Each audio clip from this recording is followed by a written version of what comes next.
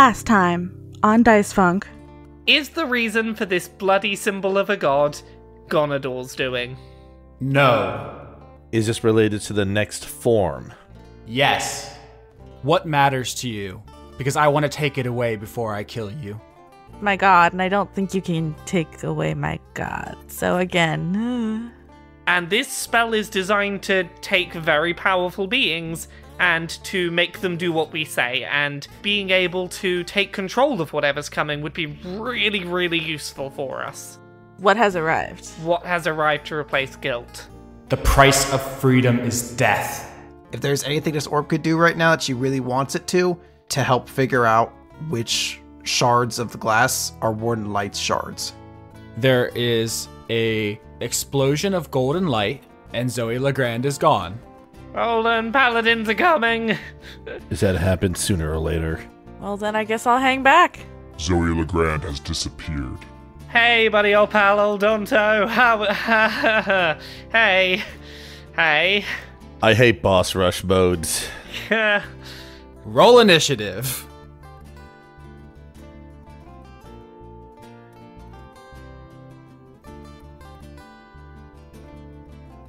I think our team has a good chance of winning the tournament. The rival school is in town, but that doesn't mean that we don't have the right stuff to make it past this and go straight to the national championship, you know? You just have to believe in yourself, believe in your friends, and then do a cool sports anime montage at the end where you cross the finish line because you swam really good.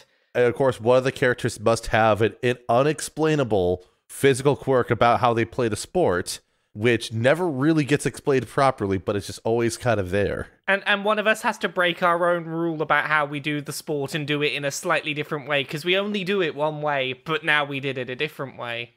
I know a lot of people are very excited about My Hero Academia, but I gotta say, Yu Yu Hakusho still has the best tournament arc of all time. I don't know. I'm a big fan of the tournament arc in Free. I have heard good things about that show. That's not an arc. Those are curves. That's the show with the beautiful boys, right? It's the one with all the swimming boys, yeah.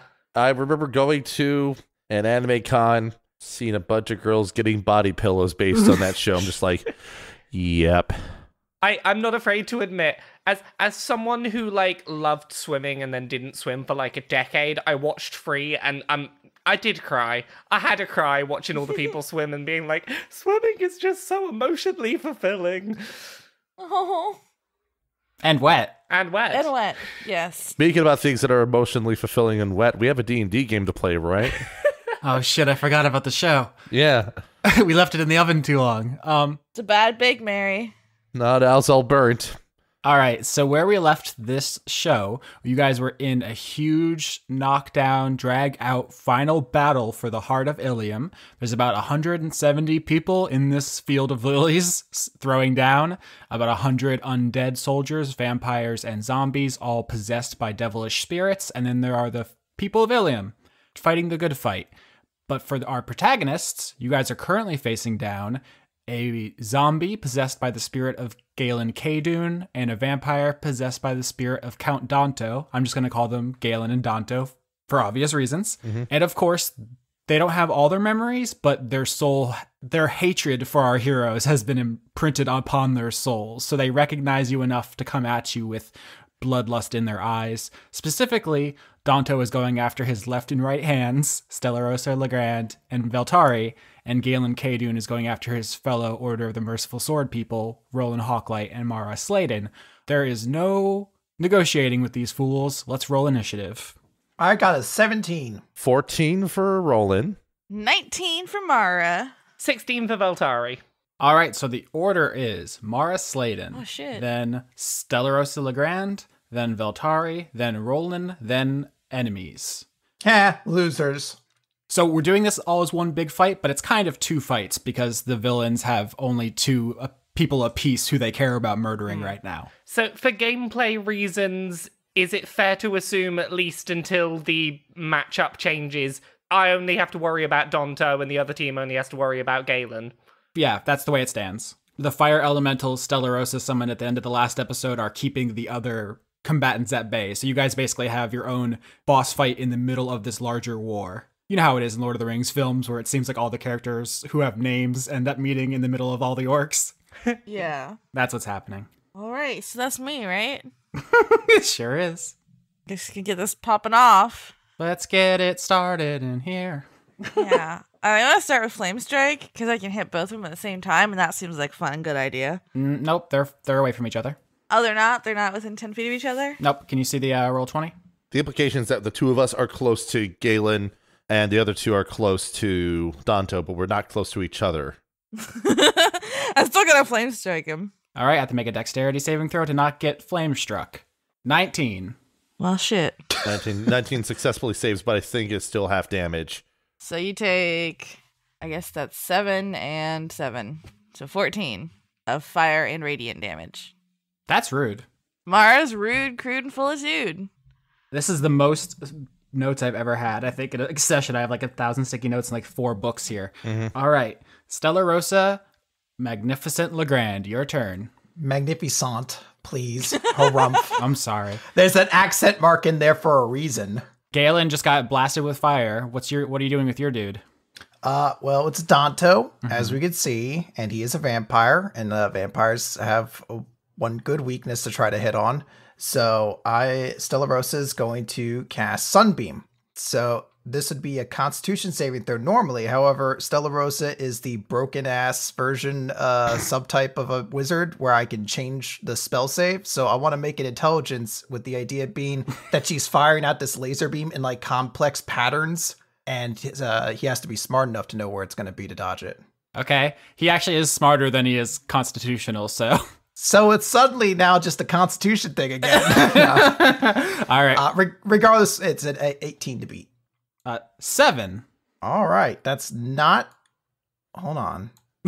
All right. So Danto has his twin-tailed blood whip, and he's like, man, I sure do hate sunlight. Boy, howdy, I sure do hate sunlight. 7 is lower than 18. I just had to double check on that. Roll your damage, Goober. 29 radiant damage. Damn. And... he is blinded until my next turn as well. Oh, heck. That's really rude. That is extremely rude. All right. So, Veltari, it's your turn. So I'm just going to run in with my nice, fancy flaming sword because we got that salamander sheath late enough in the campaign. I want to make some use out of it. So... Danto is blinded by the sunbeam, so you get advantage on everything you want to do. Oh, fantastic. Well, I get 2 attack... Teamwork! I get 2 attack rolls, so I'm going to do... First one is 8, but I get that with advantage, so it's 16. Does that hit? Does not. He is wearing armor this time. Aha! Well, let's roll the other attack while we're here, then. 11, and because there's advantage... 11! I'm assuming that doesn't hit, because it's lower than 16. Correct. He's blinded, so he has one hand up to his eyes, and with the other, he's just flailing his blood whips wildly and keeping you at bay, so you don't get a shot off on him. So, with my bonus action, I'm going to use Bardic Inspiration, that thing that I always forget that Veltari can do, which is like the primary thing she's supposed to do as a bard. So you get plus 1d10 next turn on your attack roll. Hot diggity! So I didn't land a hit, but I'm hoping that I can help you land one. So Veltari, you run forward with your flaming sword. You don't land a hit, but you sheath it in one fluid motion, pull out your guitar, and send Stella Rosa some good magic. And now it's Roland's turn. Okay, so there was the large merciful sword that was dropped at the end of the last session. Is it on the ground at a place where Roland could retrieve it? Yeah, there are actually several on the battlefield because every time one of these guys dies, they drop one. Mm-hmm. So Roland's going to pick it up. He's going to use a second level spell slot to cast Magic Weapon on the sword itself, and then move in to attack Galen with that weapon. All right. 24 is the first attack roll. Yes, that hits. He's not going to use Smite just quite yet, so that's going to be just 2d12 plus 3 for the damage, so that's 15 magic damage. Second attack roll is 17. That's probably a miss. On Galen, yes, that misses. That is Roland's turn for the time being. All right, now it is Vampire's turn. First up, Danto is blinded, but he's going to try to whip Veltari. Whip, 18. My AC is 16, so that's a hit. You take 12 damage. in response to his first action, I want to use another thing I always forget to use, Hellish Rebuke. Oh no. That thing where I get to do some reaction damage. Dexterity saving throw. 15. You had to hit a 16, so you take 3d10 fire damage. Goodness. 15 damage. Yep, Danto takes 15 damage as his whip triggers a fiery response as he is blasted. I'm also going to make a dexterity save as the Manticore defends you. 16? 16 is the number to hit. All right, do I take half? You take half. And he takes 6 damage from spikes from the Manticore. But that was Danto's first action. He actually has 2 attacks, 19 and 26. Good lord. 19. He's very strong. 19 hits me again. All right, it hits you again for 16 damage, but once again, the Manticore, and if you want to do Hellish Rebuke, it's up to you. Just the Manticore this time. 12, so he fails. 3 damage? Oof. 3 damage. That's 3 more damage than I would have otherwise dealt. So yeah, Danto spends his turn blindly whipping Veltari, and Veltari is fighting back both with her Manticore spines and Hellish Fire. Galen is just going to attack Rolen with his sword. Mm-hmm. Attack 17 and 13. 17 will hit because Roland does not have his shield out. 12 damage to Rolen as Galen clashes swords with you. Yours is magic, his is not. That's probably not going to go great for him. Mm-hmm. Mara, your turn. I'm gonna do another flame strike because it's strong and I like it. Flame Strike would probably hit both me and Galen, though, right? Okay, well then, Sacred Flame would be another option, or you could use your other spells that do more disabling. no, I'm gonna do cure Sacred Flame, not cure wounds. That's the opposite of fire. Take that, Galen. He's like, oh, thank you. Well, thank you. All right, dexterity saving throw 18. God damn it. You miss Galen? Yep. Also, you don't have your vow of pacifism anymore because you're being very rude. Oh yeah, no, that was off the table immediately. They're angry vampires. All right, Stella Rosa, your turn. All right, Stella Rosa is holding the beam of light in her hand, and it's going to fire off another shot at Danto, so he needs to make a saving throw. 13. That's a failure, so he will take 19 damage. Can I add the d10 to that for Bardic Inspiration? Yes, you can. So 26 damage then, radiant damage. And he is blinded again.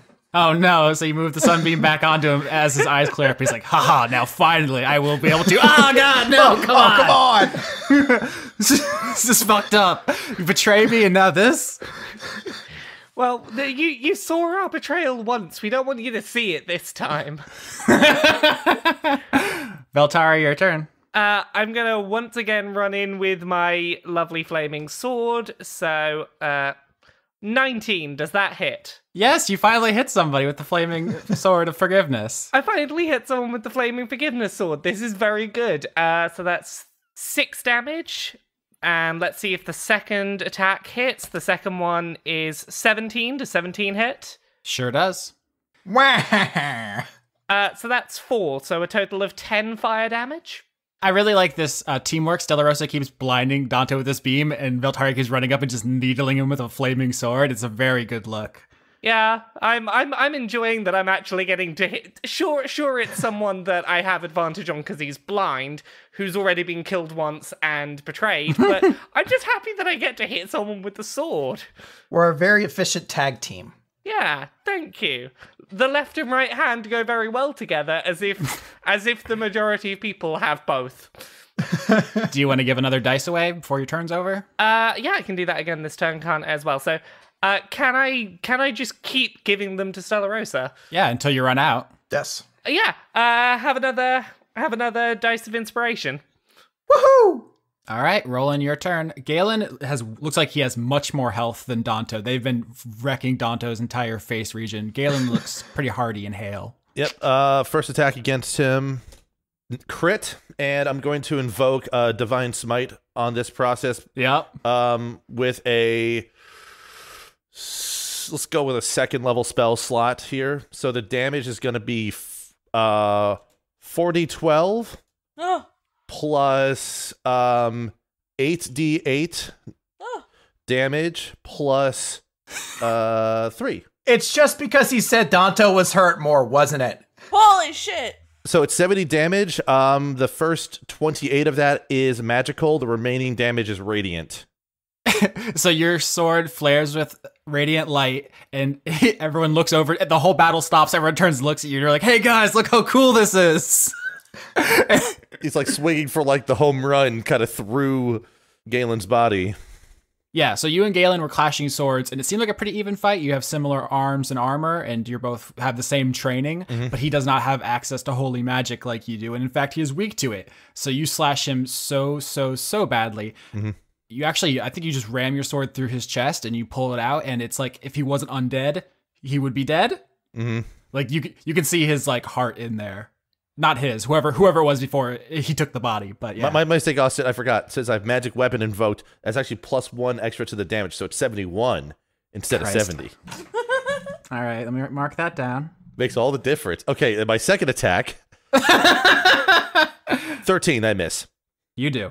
Now, actually, Danto and Galen look similarly damaged. They're about the same battle damage. Danto has been burned repeatedly with the sunbeam, and Galen has been perforated with a huge sword. So now it is Vampire's turn. Danto, once again, is going to try to whip Veltari into shape with disadvantage. Boo. Me again. What did I ever do to you, Danto? Well, you're in melee range. If he tried to go after Celerosa, he would take an opportunity attack to get away from you. Fine. He's also blind. 17? 17 does hit. All right, and here's my second attack. 24. Okay, yep. Not great for you, huh? Not great for me. No. 25 damage as he lays into you with his blood whips. Yeah. So that's 25 total. Yep. I'm not doing the best I've ever done. What's your HP at? I'm down to like 6 health. Yikes. He did hit you twice, though. Do you want to manticore him? Yes, I definitely want to manticore in response to both of his hits. Fail and fail. 20 damage. Nice.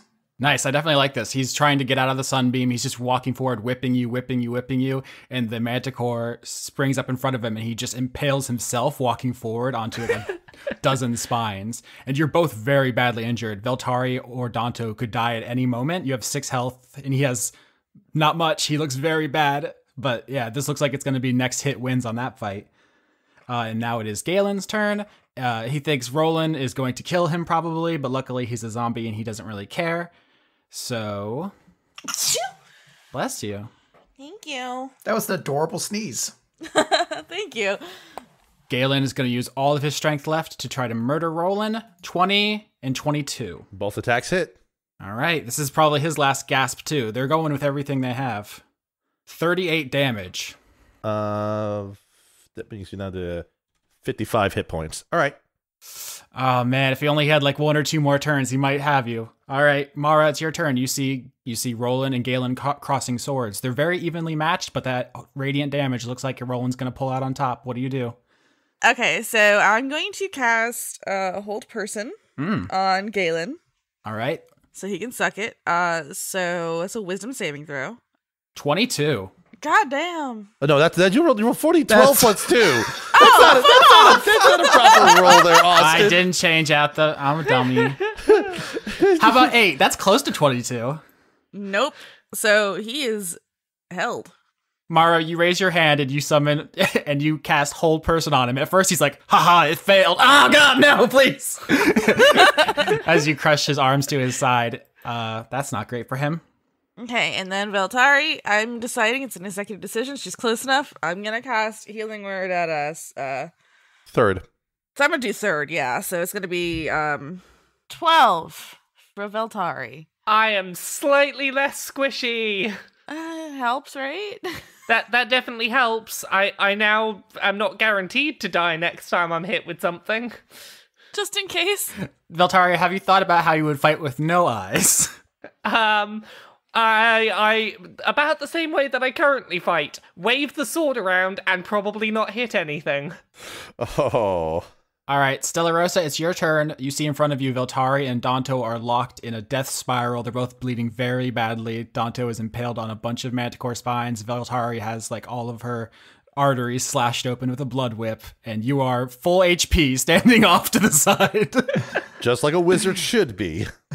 Just like a bard probably should be. All right. Yeah, I'm just going to use the sunbeam again. Oh, dang. I was trying to find what the move Ten Shinhan used to shout out when he was like just keeping Cell blocked, like blasted down into the ground over and over again, but I couldn't remember the name of it offhand. Nerd. 8. All right. He will take 39 damage. 39 radiant damage. And you're blinded. Oh gosh. All right. So this is the scene. Veltari and Danto are like nose to nose. They're both bleeding all over each other. In between them, the only thing separating them is this ghostly manticore, and he's like trying to walk up the spines. And then you're there, and you can move the sunbeam one last time, and you are blessed with the holy knowledge that this is enough HP to kill him. Do you want to say anything? I found the move name now, so yeah, she's gonna shout "Ki Ko Ho" and fucking sunbeam blast this dude into oblivion. Wow, Stella Rosa is as much of a nerd as Zoe is. That's the incantation for the spell in my headcanon. All right, so the sunbeam rolls over him, and he is reduced to dust. As he dies, he's like being once again just and totally disintegrated, and his molecule is scattered to the wind. He has enough strength to give one last push up the manticore's spines to try to get to Veltari, and he like reaches out with his vampire fangs. He lunges at Veltari's neck just as he turns to dust and disintegrates, and you feel like a puff of dust against your neck, Veltari. At this point, I turn to Stella Rosa and I simply say, I really hope he stays gone this time, because I really thought the first time we turned him to dust would have done it. Yeah, about that. I'm kind of curious as to that myself. You guys actually have no idea why this army is here. I think you probably just assumed that the paladins are getting retribution for you killing their leaders, but the soul thing is definitely weird and would give you pause. There's a lot about this that just doesn't seem quite right now. Mm-hmm. Because it's like, initially, I think Veltari's assumption would have been, wait, we got rid of Danto's body, why does Danto have a body? And then it's, oh, Danto's soul is probably in another body, wait, what's going on with that? There's a lot of questions. Yep, and Veltari, it's your turn in this combat. Can we get to the other combat encounter? Yeah. I'm gonna head over there. Mm-hmm. I'm gonna run up with the flame sword and try and slash him with the flame sword. Slash Rolen with the flame sword. That seems kind of weird. No, I'm gonna try and slash Galen with the flame sword. Oh, well, you have advantage on the attack roll because he's paralyzed. Again, when I'm fighting enemies that I have advantage against, things seem to go okay. So the first one is 9, assuming that doesn't hit. Oh no, with advantage. Yep. 21. Does 21 hit? Sure does. And we'll see if the second one hits while we're here. The second one is a 24. You hit twice with the flaming sword. Love it. That's 20 damage. Damn. All right, so you run up behind Galen, whose arms are held to his side by Mara, and you plunge the flaming sword through the back of his head. Teamwork. And it comes out his forehead, and he just like gurgles, and you do it again, and he looks very bad. I mean, he would be dead, obviously, if he wasn't an undead creature. But with 2 stab wounds in his face and his entire body having been bisected, which seems to have somehow spiritually carried over to this body, there's like a burning scar halfway up his body. He looks at Rolen and he just growls like, You motherfucker. he just growls, cowards. And it's your turn, Rolen. Last time I checked, cowards are ones who hide behind others because of their own weaknesses. Isn't that right, Galen? And then attack. First attack is a 23. Hits. Second attack is a crit again. 40 damage. Yeah. Rolen basically add 2 extra slashes through his body across the shoulders and across the torso, so that there's the one that's up and down the center, and now there's one from one shoulder to the hip and one from the other shoulder across to the hip as well. You turn him into a human tic-tac-toe board? Is that what you just said to me? No. It's the crosses, so it's like an X across his chest. Oh. Yeah. That's also good. As Galen's head is suspended in the air since it's still penetrated on Veltari's sword, Oh, yeah, I love that. and the rest of the body falls to the ground. Oh, that's really good. Veltari, Galen's head's still impaled on your flaming sword. What are you going to do with that fool? I'm just going to look him in the eye and go, really shouldn't have mocked my inability with this sword, should you, huh? Amazing. So all around you guys, there's still the sounds of battle. There's still people dying all around you. You guys see a blade singer go down. You guys see Wolf take some pretty bad hits. He can regenerate, but not when 8 people are chopping him into bits, which is happening. You guys see a Bozog go down. There's a lot of carnage. I don't want to underplay it. Like, this is a comedy show, but it is 100 versus 70. So it's close and a lot of bad stuff's happening, but you are still struck by the mystery of what you just faced. Like, vampires, yes, but the returned souls of the people you have defeated before, that's very strange. And as you're pondering that, you see wading through battle, carrying a bone spear, is Theodore, the skeleton. Oh, I'm so proud of him. Yeah.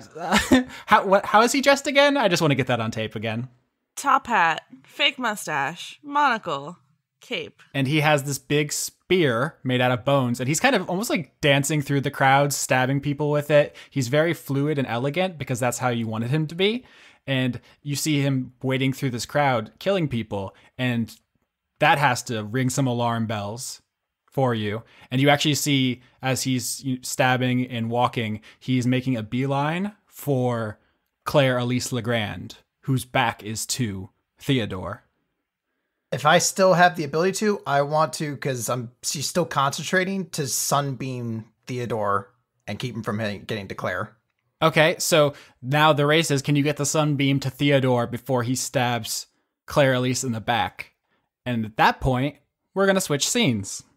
Oh no! Theodora, you were told by Gonador to hang back because Zoey Legrand, the person you are here to kidnap, disappeared. Right. So you were flying up, 100 feet in the sky, back from the battle, just watching it go on below you, waiting for instruction when Gondor says, The witch's house. All right. So I'm going to fly to the witch's house. All right, that's probably what you should do.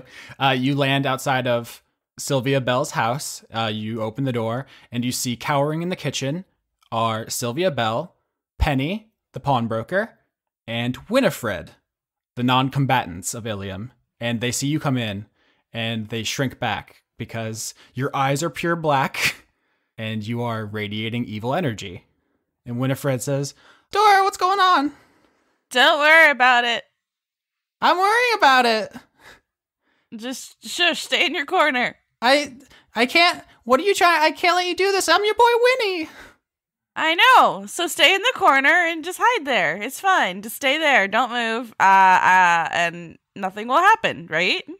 What are you doing? What is happening? Why are your eyes weird? Shit happens. All right, so Theodora, I assume you just walk past, leaving these former friends huddled, and you start searching the house. Yeah. Whereupon you find the glass room, the room Sylvia has dedicated solely to repairing the mirrors. There are just piles and piles of glass, sorted by size and type. Mm-hmm. And in the corner, there is a golden orb. I'm going to pick up that orb. You don't know exactly what the hell's going on at the surface. There's like 1,000 puzzles on it, but they don't seem to have been solved. Okay. Gonador says, She's inside. How do I get inside there, Ganny? You need the power of guilt. I gotta feel guilty. Oh no. All right. You nearly had a moment of clarity there, and I love the role play where you're like, wait, do I have to feel bad? Oh no, there's a big orb full of energy. Never mind. All right, I'm gonna take that ball. I'm gonna head to that orb. All right, so you start walking. You walk out of the glass room. You walk back across Sylvia's house, and you're leaving to try to get the orb that used to be on top of the sacrum, which is full of guilt's energy, which you could use to break open the mystery orb of Ogma. And as you run across the room, confidently striding in front of your cowering friends, something falls from the ceiling and lands on top of you with all of its body weight. It is the Stalker. Fuck. Strength contest as it tries to hold you to the floor and squirm inside your mouth. All right. 6. Please roll low. 14, suck it. Oh, heck. So the stalker body slams you from the ceiling with several gallons of water, and it knocks you down, but you roll out before it can slither down your throat, and you see it take the form of a young Eladrin boy and start walking towards you. I'm just gonna fly away. So you just run away? Yeah, I just want to get this fucking thing open. All right, so you just blast the door off its hinges with an eldritch blast and fly off into the night? Yeah. All right, so you leave the stalker alive? Undead. For now. And you fly off towards the orb that used to be on top of the sacrum. And so you fly off into the night. So while that's happening, we have one more scene transition, which is, you guys remember Zoey Legrand? Who? Nope. The McQuare? Yeah, it's been a while. A very obscure character. She used to be the McQuare, and she got sucked into the morb. This is the world we choose to live in. Apparently. I had no idea you were going to do that. I thought this was going to turn out totally differently, but I do love how this turned out. Which is, Zoey Legrand, you awaken on a floor. Is the good floor? It's gold. That's a pretty good floor. Sounds pretty good.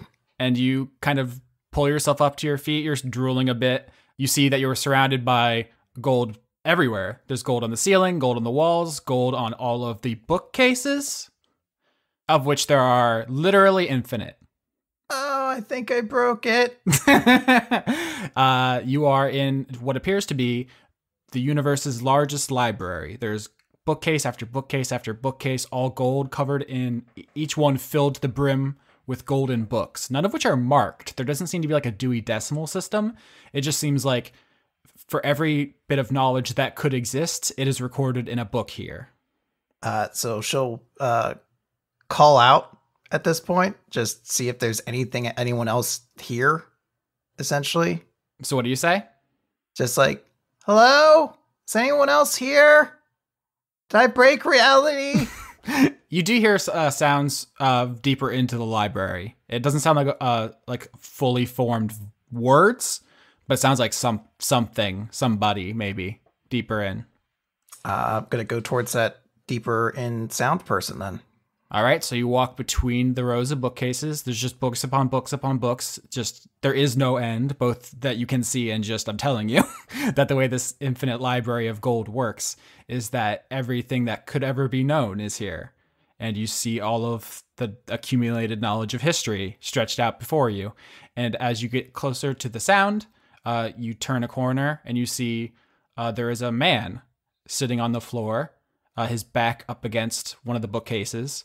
This man has red hair, red facial hair. He kind of looks like a Celtic man who could be somewhere between the ages of like 30 and 40. It's not clear if it's like an old guy who has some vitality or a young guy who's like been through some shit. It could be either. His age is strangely hard to put down, but he's sitting on the floor and you see his sleeve and mouth have blood on them. Are you okay? Not by half, girl. I want to cast Cure Light Wounds on him. He sees you summoning magic and he says, there's no point, Missy. I'm afraid it's too late for me. What? Why? It's almost funny. All of us. 10,000 gods. Murdered by a single Nixie. What? Dora? What do you mean? She's the one who undid our plan to stop death from coming. The outer plane death thing? Pure death. A death that we never knew. Wait, hold on. Who are you? Where is this? The name's Ogma. This is where the magic happens. I'm glad you have a sense of humor, even in this state. That's good to have. He coughs hard, and you see blood on his hand when he does so. What can we do to like stop this from happening? What can we do to stop death? You can't stop death, young miss. Death is inevitable. We tried to put it off, but there's like zombies and vampires and a whole bunch of like undead stuff out there. So like maybe something like that. Death and undeath, as you know them, are more malleable than what has arrived. True death The kind of thing that immortals have trouble even contemplating. It's funny. People thought they were demons at first. They sacrificed to them, built myths, temples, relics. But in the end, if only they could have been demons, that would have been so much simpler. So it's kind of like, there's basically a moment where Zoe starts to kind of like recognize the gravity of this situation. And she's just going to kind of solemnly say, what can you tell me about this that I should know if there's not much time left? Well, that's always been the question, hasn't it? I left my gift on the prime material for those with selfless desires to help change the world and guide it when I could not intervene. I wanted to use it to help my friend get her dad back. Is that still possible? He smiles and he like reaches behind him and pulls a book off the shelf and he hands it to you. It's unmarked. It's just a gold book with gold pages. And he says, "This was your wish. And you can change the world. And you can bring back a man so he can spend what time he has left with his daughter. But then he too will join us." So he's going to open the book? Mm-hmm. I'm assuming, is it like blank inside? You open it and you don't perceive it as like symbols on a page, as like language. This isn't like semiotics, the way we've kind of discussed before. I don't know how it keeps coming back to this. I'm a nerd. You just know what's inside. So you know now where all the pieces to Warden Light's mirror are. You know that. So he's going to ask then, so is there no way to stop what's happening to all the gods? Even if we could kill death, what kind of world would that be? Well, I mean, guilt went away, but people can still feel guilty and things like that, right? Yes, guilt went away, and death will go away sometime too, but its touch can never be erased from this world. Mortality has arrived, and it has marked us all. You know, I never really got, like, the gods and stuff like that. I don't know. I guess it was hard to, like, worship somebody you haven't met or anything, but I'm sorry this is happening to you.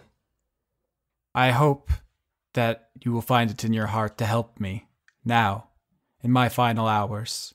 Do one last act of good in this world. Anything. What's up? he smiles. Do you help him up? Yeah, no, absolutely. All right, so he kind of walks, leaning on you a little bit down the rows of books.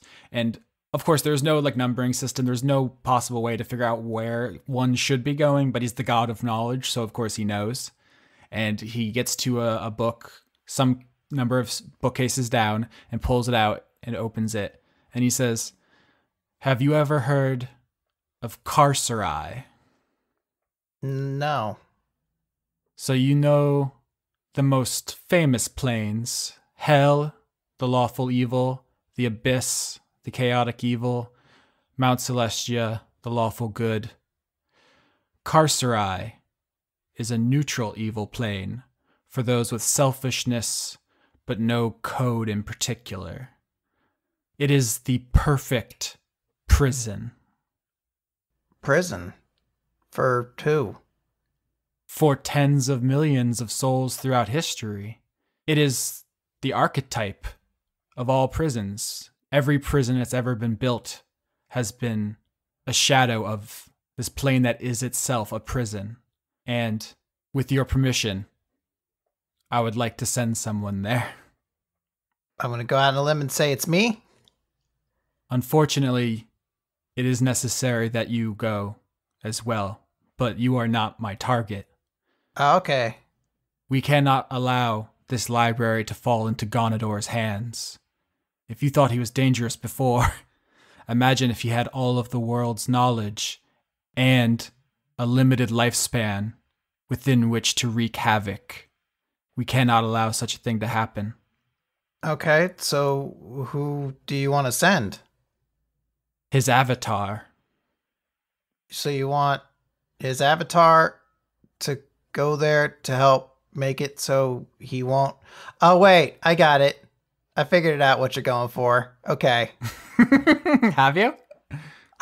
Yeah, well, you mean you want me to put Dora in that prison? I will use the last of my strength to turn my gift to humanity into a portal to Carcerai, transporting her to an inescapable prison where she will wander in loneliness for all of her days. However, you, Zoey Legrand, are also currently within my gift. So if I send Dora there, then I go too. I am sorry. No, it's okay. I think that's, yeah, I could do that. But is there one other thing I can ask if you might be able to do me as a favor? Of course. So I had this whole wild magic thing and it's done a lot of really weird and pretty awful things. I mean, I got these bitchin' wings out of it, but some pretty awful stuff happened. But one really, really good thing happened too. And I got a new member of my family, but she only has a fraction of my soul since she was just a shard of it. Could you give her the rest of her half? What do you think a soul is, Zoey Legrand?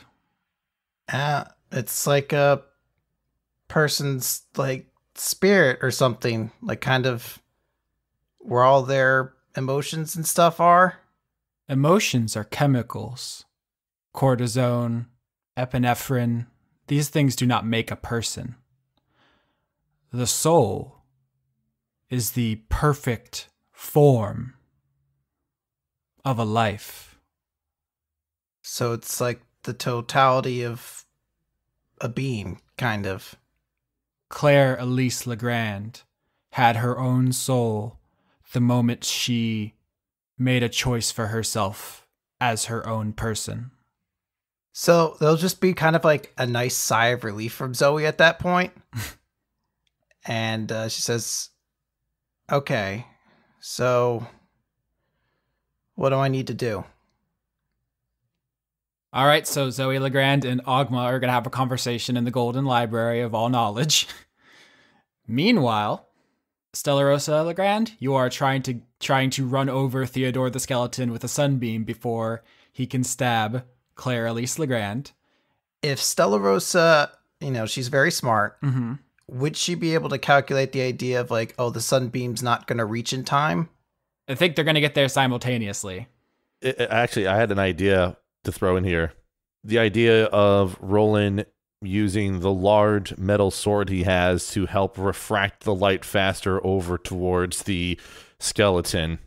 That is a good one.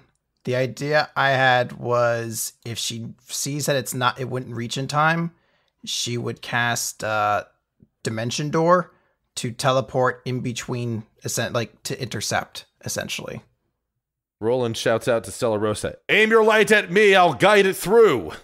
Stellarosa will do just that, and she'll turn her beam and have this complex geometry equation going on in her head as she tries to Legend of Zelda beam reflect this off. I mean, we have the two characters in the party with 20 intelligences trying to pull this off, so I think... You guys are both the trigonometry lady meme. like, this is the ultimate gambit, Oh, Theodore failed his dexterity saving throw to get out of the way of that sunbeam, huh? 7. All right, so the sunbeam reflects off of Roland's sword and goes through Theodore, blasting him away. And next to you, Stellarosa, you hear a voice say, "Aw, you tried to save me." Oh, when did you get there? I mean, it's just the notion of our forces are stronger the more individuals that we have within it, obviously. So if I can protect any of our fighting force, that obviously is the optimal solution to our battle strategy. You see the other Claire Elise that Theodore almost stabbed run off into the battle, flickering and passing through bodies as it goes, because it's an illusion that Claire can do as part of her cloakers suite of features. You should have let us know, obviously. I mean, the battle strategy was modified by that. I almost teleported in to intercept that blow, you know. You would take a spear to the gut for me? I mean, I had backup plans, so I don't know if I would have actually have taken the entire brunt of the blow, rather deflected it and saved both of us. But yes, I was willing to put myself in mortal danger for you. Aw, maybe you don't smell. Everyone smells. She says, hey, can you get me up real high? I want to throw a fireball down on a bunch of guys. That's parlor tricks. And yeah, she'll cast a fly on Claire. I forgot her name for a moment. She'll cast fly on Claire. All right, smell you later. And she flies off into the sky and starts casting fireball at her highest level down into crowds of undead. This is like everything she's lived for. Mm-hmm. She so wanted to actually kill people with fireballs. She's in heaven. Mm-hmm. And also, there are a bunch of copies of her running around, and the zombies don't know what to do about that. It's funny because it's almost like they're having a sisterly moment. It's like, hey, come, throw me up in the sky really high. It's like, okay, little sister. Mm-hmm. Whee! And an explosion. Push me on the swing. Watch them die. Watch them die. Watch me kill. Watch me kill. Watch me kill. And so our heroes, Mara Sladen, Rolen Hawklight, Veltari, and Zoey Legrand, are about to rejoin the battle when flying in from actual Ilium, because you guys are still in the Field of Lilies, is our good friend Theodora the Nixie. Hi. And you alight on the orb, which has been moved from its original place and like covered in a tarp because it was shooting off light that was really bright. And now you guys have access to the sun, so you don't need it anymore. But now you are on top of the orb. All right.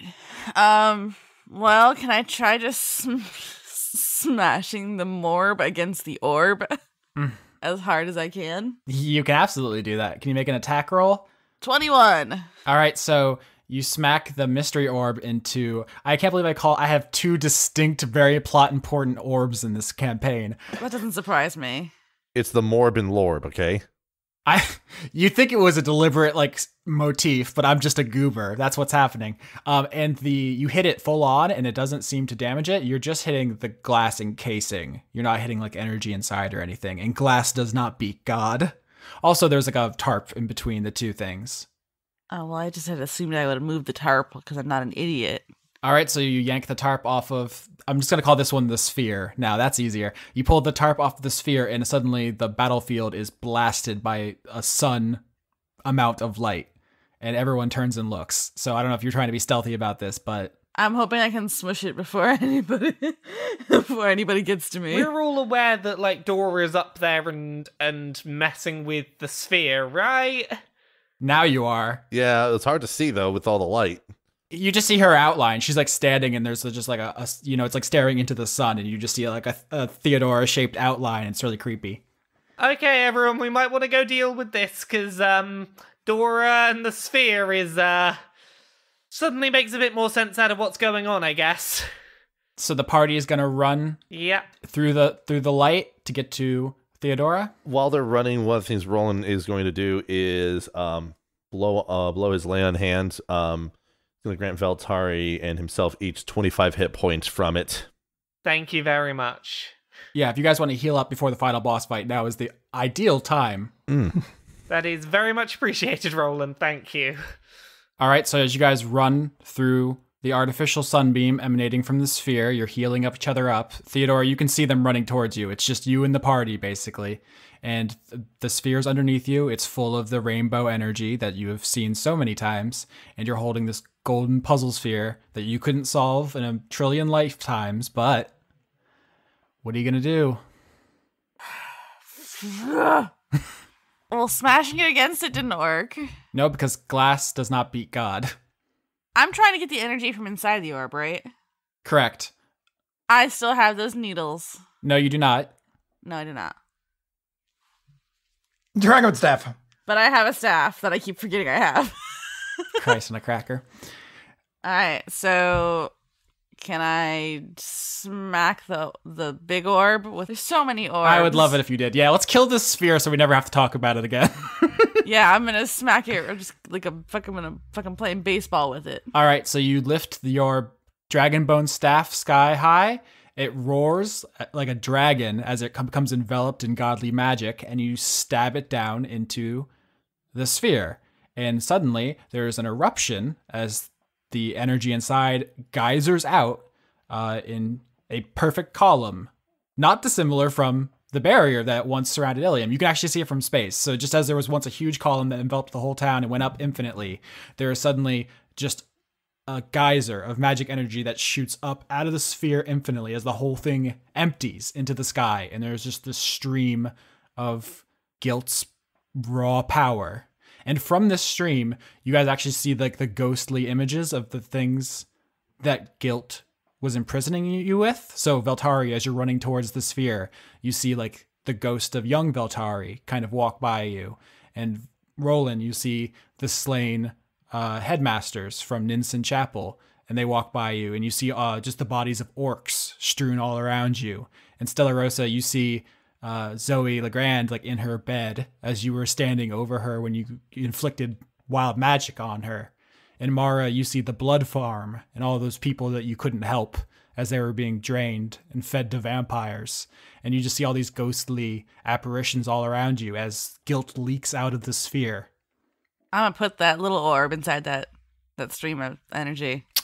All right, so the party's running up trying to stop you from doing this, and you plunge the mystery orb into the stream of Guilt's energy, and it explodes.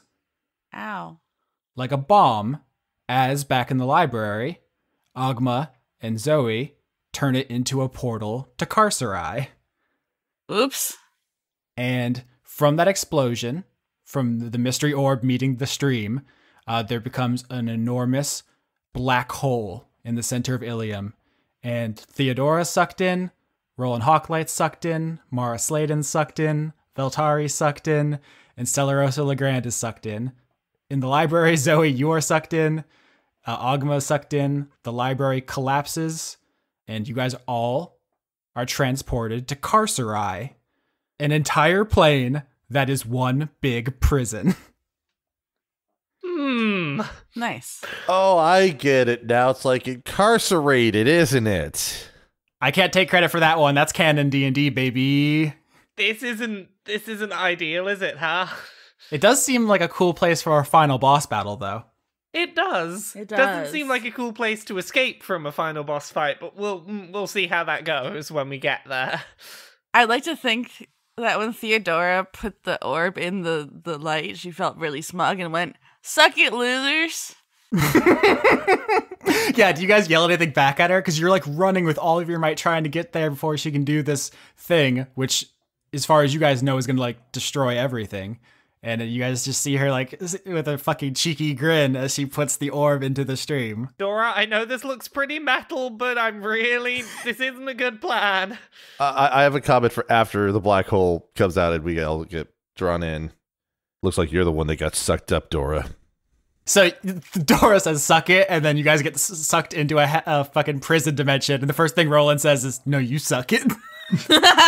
Guess that means this is the losers bracket now, isn't it? You're giving me too many things lately. You're all I need. You smiled at me and said, "Don't get me wrong, I love you, but does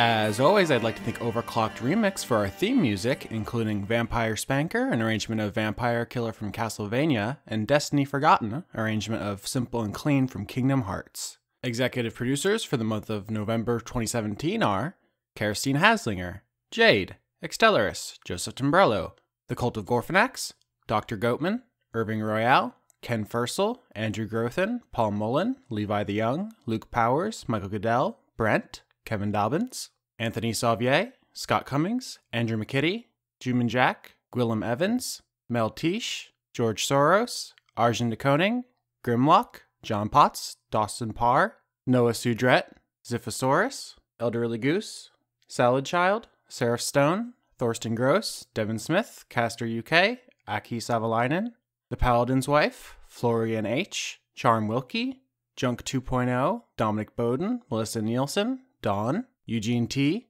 Pruitt Holcomb, Artemis BJJ, Brazilian Jiu-Jitsu in Bristol, Francois V., Shyness, Dennis Pancake Detlefson, Ripter Stormwolf, Miko from Finland, Dennis Bengston, Josh Mosier, Indigo Van Dane, Alison Ansell, Sydney Marsing, Just a Jester, Savard and Akrisimova, Brady Warner, Kitty Foe, James Neely, Marissa Donaldson, Melanie Joe, Lana Seawolf, Toby Gleason Stack, Ruby Offer, Sarah Hanley, Melissa Booker, Cameron Abbas, Dylan, Gary Sayon, Anna Stuhlfar, Sean the host of Funk Dunk Plays, Harrison Andrew, Kevin Seidlow, Christopher Charlo, Jorrit, Viger Arnston, Cody Jackson, August Rue, Michael Hall, Athos, and Ingmar Gremin.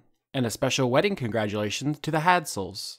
If you want to join this list, you can support the show at patreon.com/AustinYorsky, and you can support Chris at patreon.com/weeklymanga-recap, as well as supporting Laura by reading her work at kotaku.co.uk. You can help support the show indirectly by finding us on Google Play, Podbean, iTunes, and anywhere else where you download podcasts, and liking, subscribing, or however else you can interact with media in whatever year you're listening to this. As we near the end of Season 3, let's all cross our fingers that all the big questions are answered. Questions like, how many more names can we add to the producers list at the end before we have to spin off the end credits into their own podcast? And will we finally have a season that doesn't end in a total party kill? And of course, the question on everybody's lips, will Leon ever return? Don't take my word for it. Let's hear what he has to say. Oh God, you quit. No. No, I very much quit. Yeah. Very abruptly. Yeah. It is absolutely not Austin's fault. I decided for my own reasons to leave. And I think it's actually worked out pretty well for everybody. Like, you clearly weren't taking, you weren't getting anything from it anymore. And we brought Laura Kate Dale on, and she's been an absolute joy. I think the show is better for it. And while I love what you brought to the game, I also thought, the show has kind of gone in a different direction. It's everything has worked out great, but you have to put that work in, and you have to have the right expectations. I think Leon just missed me.